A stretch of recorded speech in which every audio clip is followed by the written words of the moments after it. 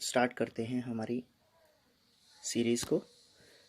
अ symbolic religious ceremony specially baptism sacrament यानी कि ईसाइयों का नामकरण संस्कार। इसमें जो ये वर्ड है बैप्टिज्म, इससे हमें पता चलता है कि ये वाला जो वन वर्ड है इसका आंसर क्या हो सकता है गिवन ऑप्शंस में से। तो जो बैप्टिज्म होता है उसका मतलब होता है नामकरण। अब नामकरण से भी हमें नहीं पता चलेगा। बैप्टिज्म एक चीज़ और होती है, एक स्पेशली रिलीजन से रिलेटेड जो ईसाई धर्म होता है, ईसाई जो धर्म होता है उसमें जो शिक्षा दीक्षा दी जाती है उससे रिलेटेड बैप्टिज्म होता है। बैप्टिज्म उस प्रोसेस को बोलते हैं।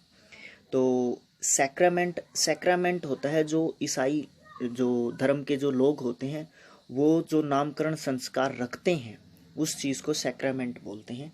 तो इसीलिए जो ये वन वर्ड है ये अ symbolic religious ceremony specially baptism sacrament इसका आंसर होगा गिवन ऑप्शंस में से। सेकंड है हमारा someone whom the blame for other since can be fixed. अब यहाँ पे सिंस का मतलब क्या है? इस सिंस का मतलब है पाप या अपराध, पाप या फिर अपराध। तो समवन हुम द ब्लेम जब कोई ले लेता है, किसी को ब्लेम मिलता है for other since can be fixed, यानी कि जो दूसरे ने जब किसी ने दूसरे व्यक्ति ने जो अपराध या फिर गलत काम किए हैं या गलत कार्य किया है या पाप किया है और किसी और को उसका ब्लेम मिल जाए तो उसको बोलते हैं सैक्रापेगोट। ठीक है, स्केपगोट या सैक्रापेगोट, जिस तरह भी हम इसको प्रोनाउंस करना चाहें। तो इसका मतलब होता है जो दूसरों के लिए कष्ट उठाता है उस पर्सन को बोलते हैं someone home the blame for other since can be fixed. ठीक है, अब इस गोट से हम इसका एक मीनिंग और निकाल सकते हैं, बलि का बकरा। ठीक है, क्योंकि अगर गलत काम कोई करे और फंस कोई जाए तो वो बलि का बकरा ही हो गया ना। उसके बाद आगे देखते हैं, एक बार अच्छी तरह पढ़ लेते हैं इसको। Someone whom the blame for other sins can be fixed सैक्रापेगोट। ठीक है, दूसरे के लिए कष्ट उठाने वाला व्यक्ति। थर्ड है हमारा अबाउंडिंग इन ब्लड सैंग्विन। सैंग्विन का मतलब होता है आशावादी या उत्साह युक्त।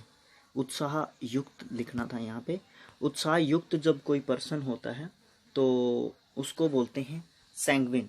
ठीक है, अबाउंडिंग इन ब्लड यानी कि ब्लड के अंदर मतलब पूरा जोश होना या पूरी ताकत होना। ठीक है, तो ऐसी ताकत या जोश के साथ जब कोई व्यक्ति रहता है तो ऐसे पर्सन को सैंग्विन बोलते हैं।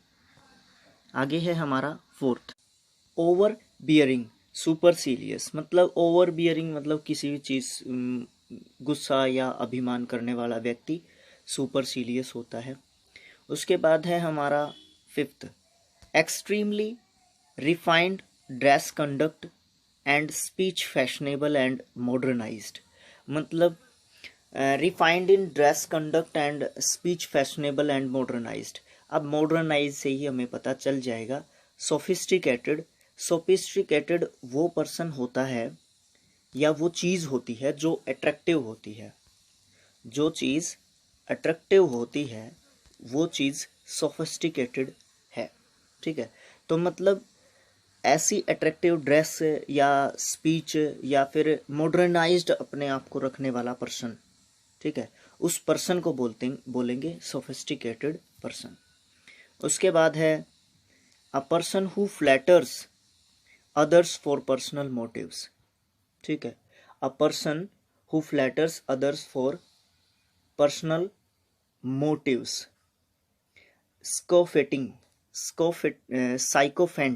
साइकोफेंट है, सॉरी।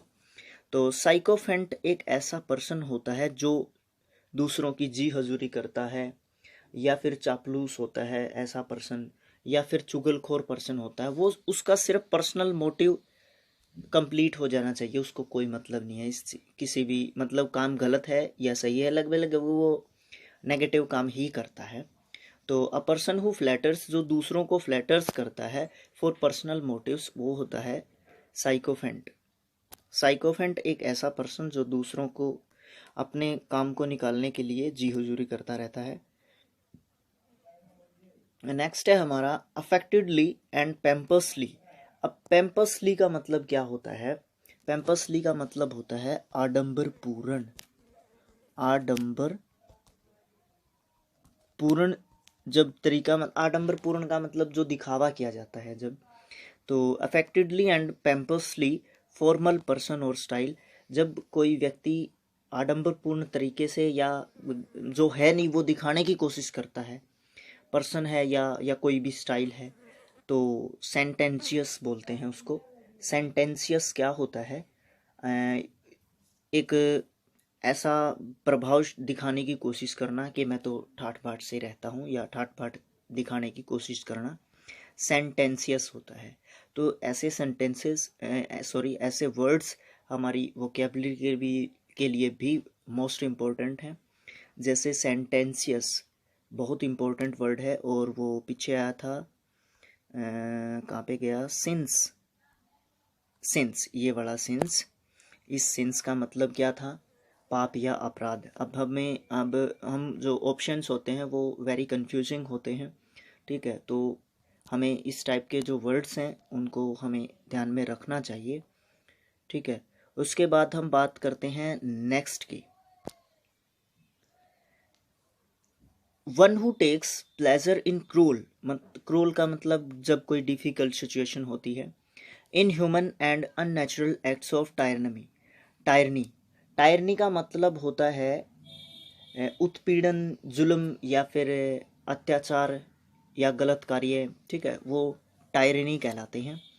तो जो ऐसा पर्सन जो खुशी निकालने की कोशिश करता है जब कोई भी सिचुएशन हो, मेनली जब खराब सिचुएशन हो, अननेचुरल काम हो रहे हो, अननेचुरल काम कैसे? टायरनी मतलब जब अननेचुरल तरीके से जब कोई व्यवहार हो रहा हो, ठीक है, तो उसमें से भी वो खुशी निकाल ले, ठीक है? तो ऐसे पर्सन को क्या बोलते हैं? सैडिस्ट। सैडिस्ट ऐसा पर्सन होता है जो मतलब कष्ट पहुंचाकर भी थोड़े से सुख को प्राप्त करने के लिए करता है, मतलब अपने कार्य। ऐसा करने वाला व्यक्ति, पीड़ा पहुंचाकर रत्ती भर सुख प्राप्त करने वाला व्यक्ति कौन होता है? सैडिस्ट। ध्यान में रखना, टायरनी, टायरनी का मतलब होता है जुल्म या अत्याचार या फिर उत्पीड़न, एक्सेट्रा एक्सेट्रा। उसके बाद है हमारा next, that which surpasses. Surpasses क्या होता है? किसी भी चीज़ से बाइकआउट कर लेना या हट जाना, या किसी भी चीज़ से बेहतर होना।